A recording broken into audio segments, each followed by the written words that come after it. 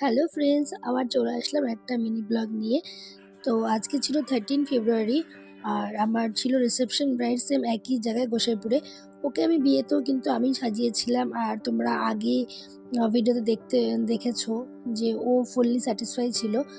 আর আজকেও ও যেরকম চাইছে আমাকে বলে দিয়েছে, তো সেইভাবে করেই আমি ওর বেসটা রেডি করছি, একটা গ্লসি বেস।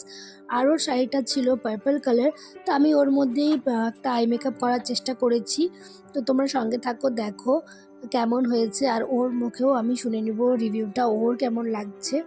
আর আজকে কিন্তু আমার শুধু ব্রাইড না, 3টে পার্টি মেকআপও ছিল, তো সেগুলো আমি আর পরে ক্লিপ নিতে পারিনি।